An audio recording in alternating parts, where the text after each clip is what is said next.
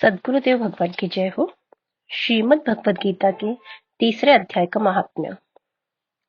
श्री भगवान कहते हैं, प्रिय जन स्थान में एक जड़ नामक ब्राह्मण था जो कौशिक वंश में उत्पन्न हुआ था।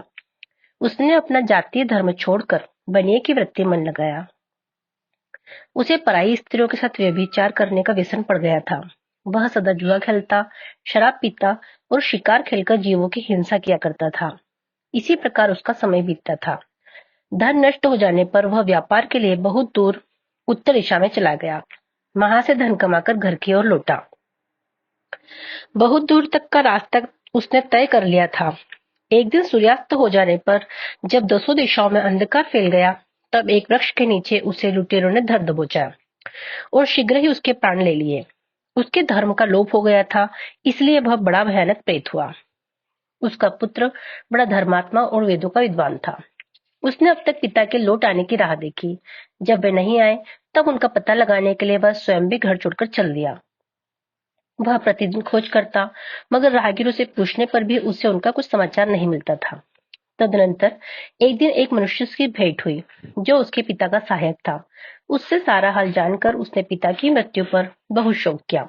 वह बड़ा बुद्धिमान था। बहुत कुछ सोच विचार कर पिता का पारलौकिक कर्म करने की इच्छा से आवश्यक सामग्री साथ ले उसने काशी जाने का विचार किया।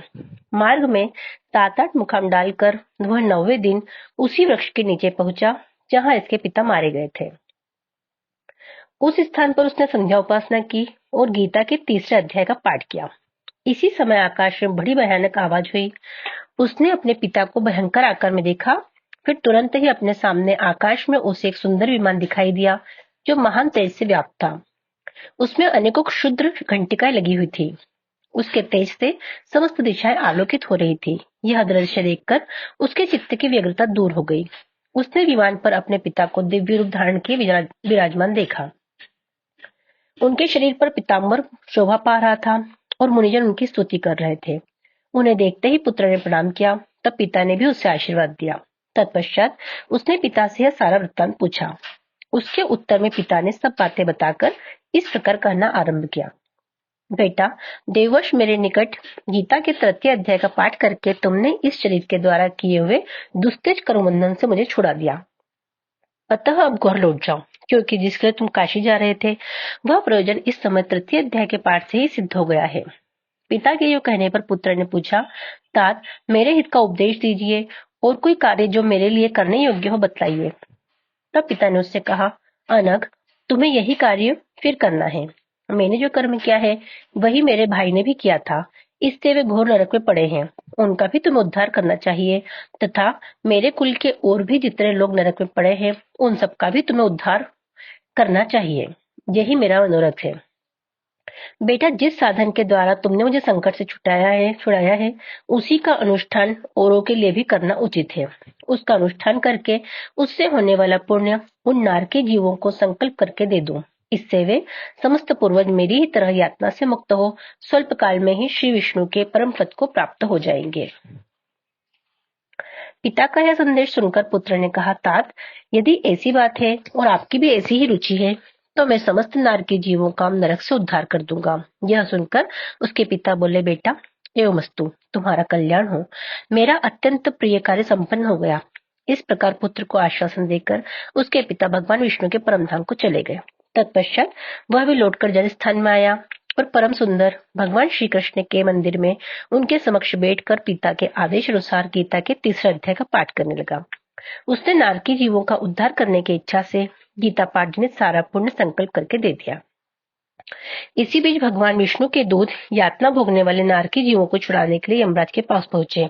यमराज ने नाना प्रकार के सत्कारों से उनका पूजन किया और कुशल पूछी। वे बोले, धर्मराज, हम लोगों के लिए सब और आनंद ही आनंद है। इस प्रकार सत्कार करके पितृलोक के सम्राट परम बुद्धिमान यम ने विष्णु दूतों से यमलोक में आने का कारण पूछा। तब विष्णु दूतों ने कहा, यमराज, शेष शैया पर शयन करने वाले भगवान विष्णु ने हम लोगों को आपके पास कुछ संदेश देने के लिए भेजा है।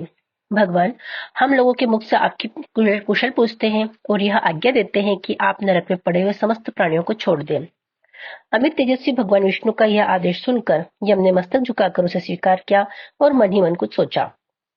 तत्पश्चात मदोन्मत्त नारकी जीवों को नरक से मुक्त देखकर उनके साथ ही वे भगवान विष्णु के वास स्थान को चले। यमराज श्रेष्ठ विमान के द्वारा जहां क्षीर सागर में पहुंचे, उसके भीतर कोटि कोटि सूर्यों के समान कांतिमान नील कमल दल के समान श्याम सुंदर लोकनाथ जगत गुरु श्री हरि का उन्होंने दर्शन किया। भगवान का तेज उनकी शैया बने हुए शेषनाग के फणों की मणियों के प्रकाश से दुगना हो रहा था। वे आनंदयुक्त दिखाई दे रहे थे। उनका हृदय प्रसन्नता से परिपूर्ण था। भगवती लक्ष्मी अपने सरल चितवन से प्रेम पूर्वक उन्हें बार बार निहार रही थी। चारों ओर योगी जन भगवान की सेवा में खड़े थे। उन योगियों की आंखों के तारे ध्यानस्थ होने के कारण निश्चल प्रतीत होते थे। देवराज इंद्र अपने विरोधियों को परास्त करने के उद्देश्य से भगवान की स्तुति कर रहे थे। ब्रह्मा जी के मुख से निकले हुए वेदांत वाक्य मूर्तिमान होकर भगवान के गुणों का गान कर रहे थे। भगवान पूर्णतः संतुष्ट होने के साथ ही समस्त योनियों की ओर से उदासीन प्रतीत होते थे। जीवों में से जिन्होंने योग साधन के द्वारा अधिक पुण्य संचय किया था, उन सबको एक ही सात्विक कृपा दृष्टि से निहार रहे थे। भगवान अपने स्वरूपभूत अखिल चराचर जगत को आनंदपूर्ण दृष्टि से आमोदित कर रहे थे। शेषनाग की प्रभा से उद्भासित एवं सर्वत्र व्यापक दिव्य विग्रह धारण किए नील कमल के सदृश श्याम वर्ण वाले श्री हरि ऐसे जान पड़ते थे मानो चांदनी से घिरा हुआ आकाश सुशोभित हो रहा हो। इस प्रकार भगवान की झांकी करके यमराज अपनी विशाल बुद्धि के द्वारा उनकी स्तुति करने लगे। यमराज बोले, संपूर्ण जगत का निर्माण करने वाले परमेश्वर, आपका अंतःकरण अत्यंत निर्मल है। आपके मुख से ही वेदों का प्रादुर्भाव हुआ है। आप ही विश्व स्वरूप एवं इसके विधायक ब्रह्मा है। आपको नमस्कार है। अपने बल और वेग के कारण जो अत्यंत दुर्धर्ष प्रतीत होते हैं, ऐसे दानव इंद्रों का अभिमान चूर्ण करने वाले भगवान विष्णु को नमस्कार है। पालन के समय सत्वमय शरीर धारण करने वाले विश्व के आधारभूत सर्वव्यापी श्री हरि को नमस्कार है। समस्त ध्येयधारियों की पातक राशि को दूर करने वाले परमात्मा को प्रणाम है।